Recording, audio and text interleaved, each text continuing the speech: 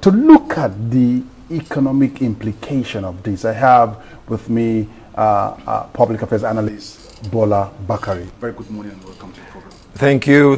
I'm glad to be here. Yeah. So 1.9 billion US dollars for a rail line project between Nigeria and Niger Republic, while we have so many roads in Nigeria. Talk about the Abuja, Lokoja, Auchi Road.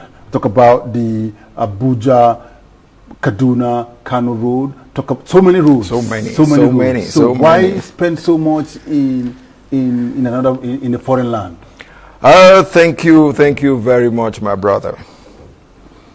You see, for every time we come on air, we always adapt that attitude of being truthful in what we are saying. Little wonder, the name of our setup is Truth Be Told Network. And for us to go into this, we need to look at all the parameters on ground. Like you rightly said, if you go out there, most Nigerians are vehemently against it. Just like you said now, why do we have so many roads that are beckoning for repairs or total overhaul, and then we are doing that? Let us look at the parameters that will set the pace for what we are going to say today. Are we looking at it from the economic angle? Are we looking at it from demographics? Are we looking at it from the angle of creation of employment? Are we looking at it from the angle of international and regional trade? Are we looking at it from what we've just signed into, Africa Free Trade Agreement? Are we looking at it from the angle of foreign investment? To start with, the rail line is 1.9 billion. We've agreed to that. US Dollars. The rail line is passing through 3 states en route: Maradi, Kano, Katsina, Jigawa, straight into Maradi in Niger Republic. I'll tell you this for free. What is the basis for that investment? That is your question. The loanee is the Chinese government. The builders of the rail line is Chinese company. Let me refresh your memory. There is a refinery in Niger Republic that churns out 20,000 barrels of condensates a day. That refinery is being owned by China. So let's talk brief economics there. The man who's giving us the money for the rail has already factored in his return on investment, which is the refinery that he has in Niger Republic. That is one. If we expand on the element of these petrochemicals, years back, we were all complaining that we were paying so much money on what is called subsidy. And at the end of the day, when the crude comes into Nigeria, it is being exported. Because it's 10 naira here, move it to the next country, it is 100 naira. So that's quick business. What is happening now is that will diminish the element of, rather than the oil going from Nigeria into Niger Republic, Niger Republic is servicing us with some of the oil. Track along with me. The economic factors of it has been taken care of. In that the man who is giving us the loan already knows that in 20 years he is going to make his money because he is part of the ROI. So what is he bringing on board? What is he is part of it. He is doing business. The same way you are saying, oh, we should have turned the rails into Nigeria. Why don't you run the rails in Nigeria? We are running the rails in Nigeria. Abuja to Kaduna is now a very, very lucrative business. Lagos to Ibadan is fast becoming a lucrative business. So also will this. But the thing you have to remember is the man who is putting down his money will always have at the back of his mind a business plan that says my return on investment must come. Another school of thought believe that it should be done from Kano, it's cool, Jigawa, good, to Katsina, we are still benefiting, leave it at Katsina. You see, the thing And is, then allow the Nigerian what I'm saying is this. up to Katsina. What I'm saying is this. If you factor in the states you talked about now, Kano, Jigawa, Katsina, and you have a rail line there, what you probably move is just a very low percentage of goods and services.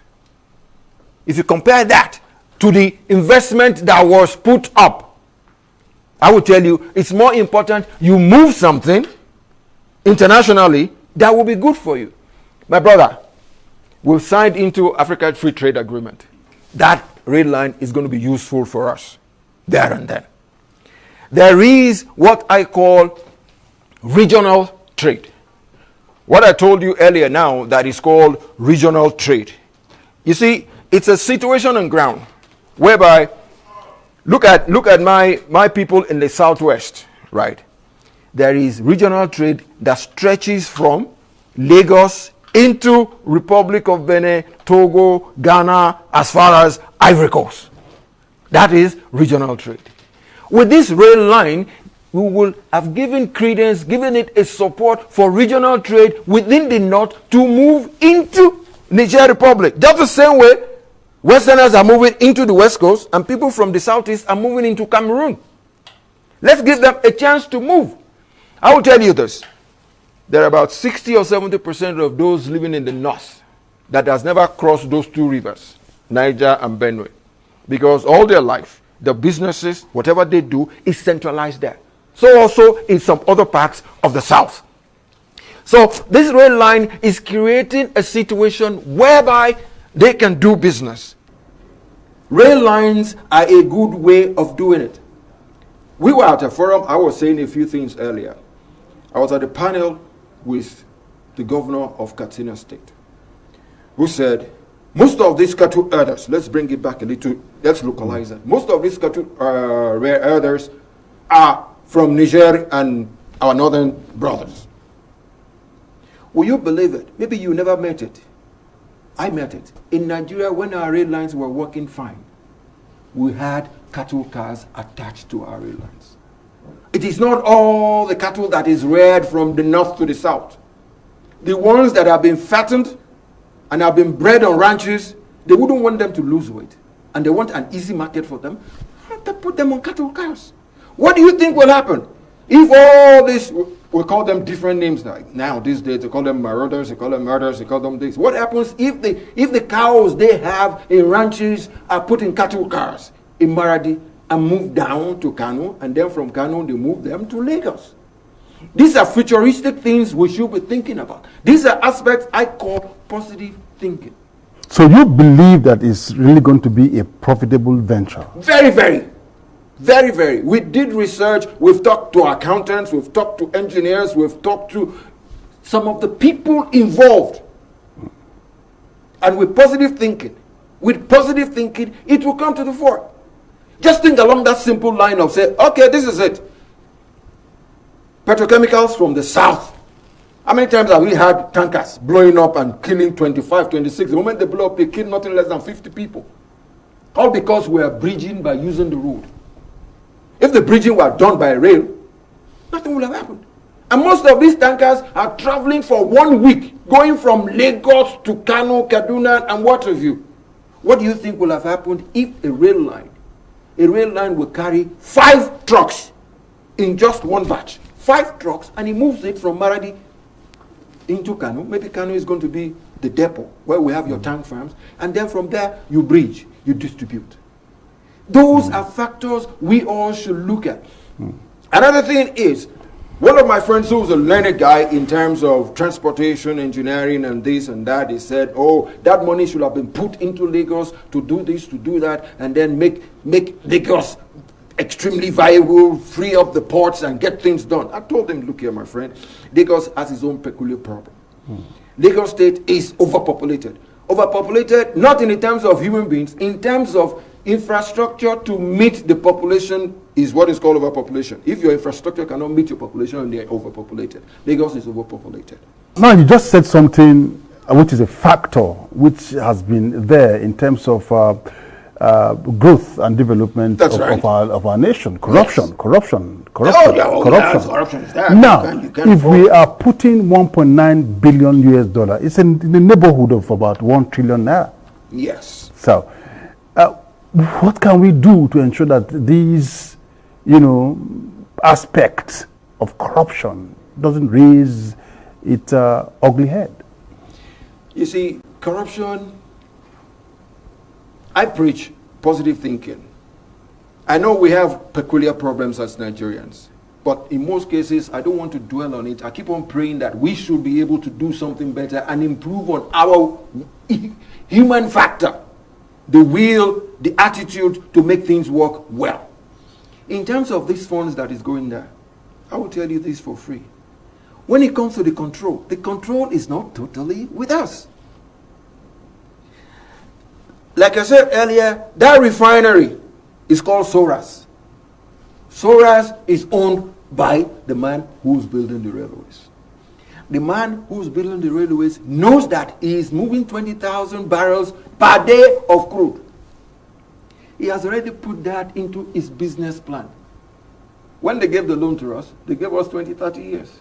When they gave it to them, they gave them 20, 30 years. They've already factored in that. By the time we move this good and service, for this period of time, our money will have been recouped. Their own business plan was based on just the oil they were sure of. But there are other things, like I was saying, in terms of cattle. We've been doing that before. The cattle will be moved via rail. And I'll tell you one thing, they won't even lose 2 pounds before they get into Kano or get into Lagos. There will be no need for a cattle area to come from Mali, get into Niger, and take a walk from Niger Republic to Lagos. That is absurd.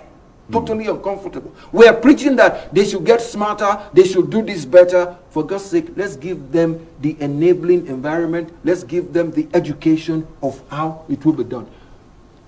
Like we have online, we have Ibadan to Kano online.